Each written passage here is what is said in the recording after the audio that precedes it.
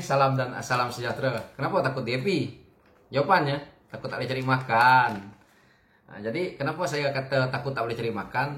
Kita tahu bahwa DAP ini kalau dia boleh bergabung dan membentuk kerajaan bersama pakatan yang mereka bentuk, yang mana kita lihat Pakatan Harapan yang lalu, maka sebahagian juga daripada MP daripada DAP ini tadi akan diambil untuk mereka membentuk kabinet, yaitu untuk dilantik sebagai menteri, yang mana yang kita lihat apabila menteri daripada DAP ini menjadi menteri, mereka ini mempunyai integriti yang sangat tinggi. Jadi apabila mereka ini mempunyai integriti yang sangat tinggi dan kecekapan mereka bekerja, maka sebenarnya ini ditakuti oleh mereka-mereka yang selama ini mencari makan dalam kerajaan. Mereka yang cari makan dalam kerajaan ini adalah mereka yang mengambil tender-tender daripada kementerian-kementerian yang ada dalam kerajaan kita ini. Jadi apabila mereka ini tidak dapat cari makan, orang-orang di bawah juga tak dapat cari makan, mereka berbagai laungan lah yang diperkatakan kepada DAP ini.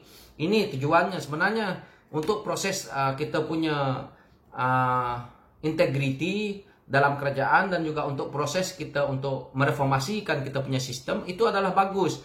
Tetapi untuk mereka yang mencari makan dalam sektor kerajaan yang selama ini mereka seolah-olah kenyang makan daripada hasil yang mana mereka ambil tender-tender ataupun projek-projek daripada kerajaan ni, mereka tidak boleh tidur lena lah dengan perkara yang seperti ini.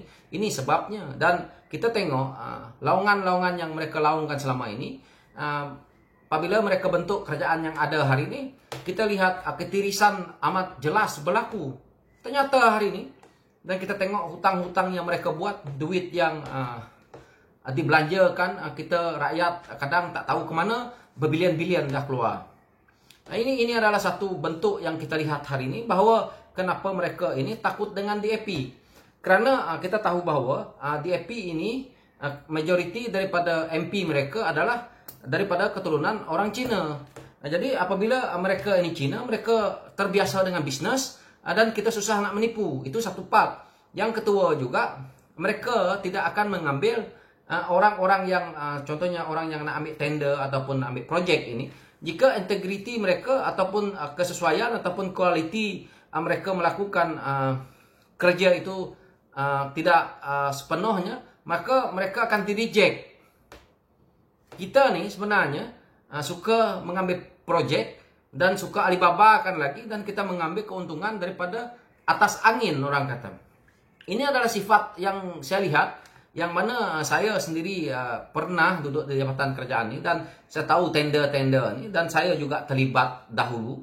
Jadi saya tahu bahawa yang ditakuti sebenarnya bukan DAP-nya itu, tetapi pemimpin DAP ini yang mempunyai integriti yang sangat tinggi. Jadi apabila kita ni orang Bumi Putra yang selama ini berkawan dengan orang-orang yang ada di kementerian mana pun, kita ini apabila big boss kita ini seorang yang lain daripada kaum kita, maka kita rasa dia ni aku boleh makan ke?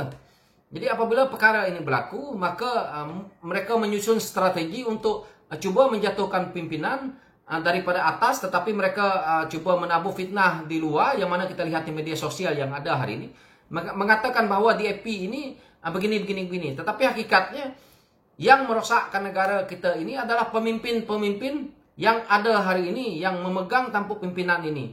Daripada dulu sampai hari ini, mereka kaya raya bukan daripada hasil berniaga, tetapi hasil daripada mereka merompak duit rakyat dengan cara projek-projek, tender-tender yang mereka agihkan sesama mereka, yang mana tidak menguntungkan kita sebagai rakyat.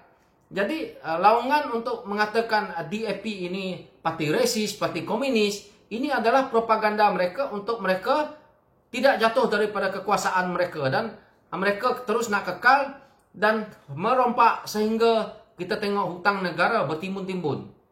Sepatutnya negara kita ini sudah tidak begitu teruk seperti ini, kerana kita mempunyai hasil yang begitu banyak, terutamanya daripada minyak, belum lagi daripada hasil-hasil lain.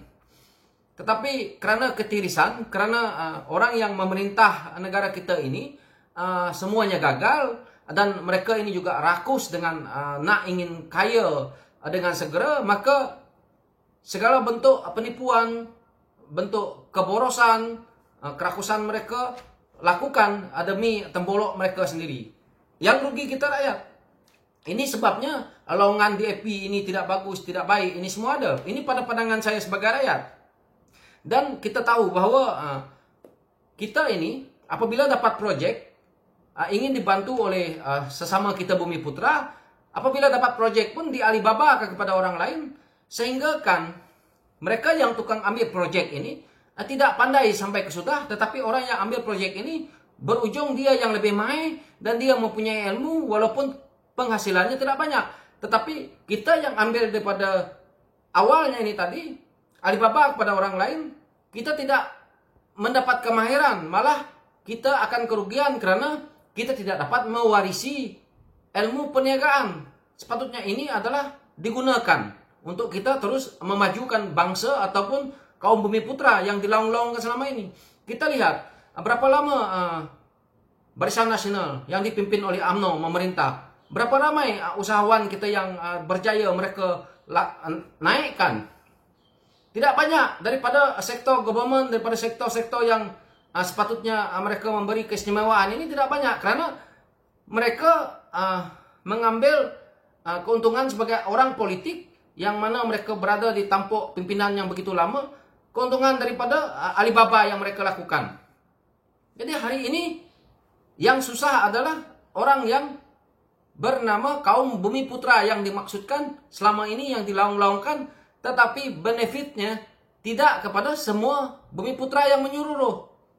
Begitu juga Bumi Putra yang kita lihat Melayu, tidak semuanya mendapat benefit daripada apa yang mereka laungkan. Tulang yang kita dapat, tetapi isinya mereka dapat. Apalagi kaum Bumi Putra yang dilaung-laungkan kepada anak Sabah dan Sarawak. Tidak mendapat apa-apa pun benefit daripada cerita ini. Mungkin dapat 20%. Ini adalah sesuatu yang mereka jualkan di zaman pemerintahan terdahulu sehingga ke hari ini. Tidak memberi manfaat. Tetapi yang kita dengar DAP dilaungkan supaya orang yang berintegriti daripada parti DAP ini tadi tidak boleh duduk dalam kerajaan menjadi menteri untuk mengawal masalah ini. Karena kita tahu, kalau DAP yang disebut ini, bermakna mereka ini adalah daripada kaum Cina. Maka mereka ini sebenarnya bijak berniaga dan mereka ini tahu selok belok kalau kamu menipu dia. Ini yang paling ditakuti. Jadi dilaungkan isu ini supaya mereka terus berkuasa dan mencari keuntungan, tetapi bukan untuk kita rakyat. Ini adalah merugikan.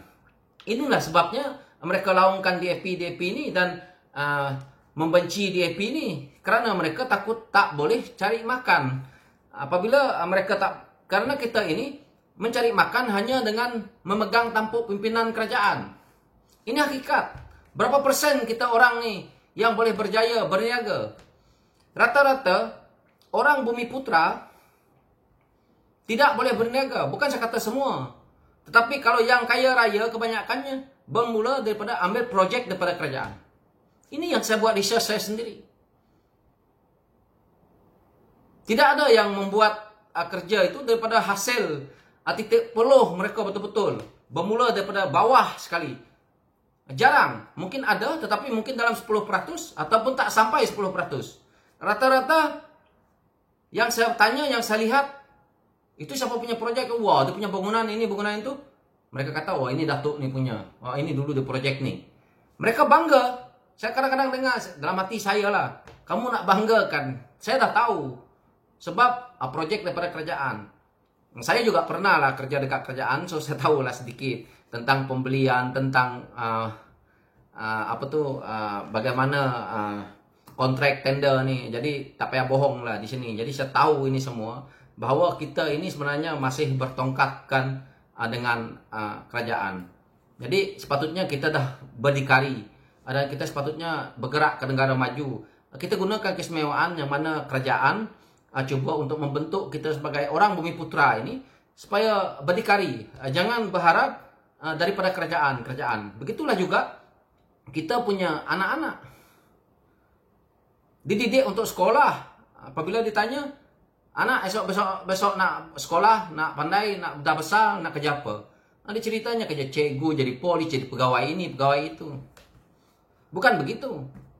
Pada saya pendidikan itu adalah untuk anak itu bijak, tetapi bukan kita nak mengolahkannya harus bekerja dengan kerajaan. Otak kita ini dah desain begitu untuk bekerja dengan government karena itu terjamin. Ada pension. Ada kemudahan-kemudahan ini. Ini adalah tidak baik. Jadi kita ini sentiasa tidak berdikari. Jadi inilah hakikatnya. Itulah penjelasan saya berkenaan dengan kenapa takut sangat dengan DAP ini. Sebenarnya kita tidak mahu berubah. So, sekian pencerahan saya. Thank you.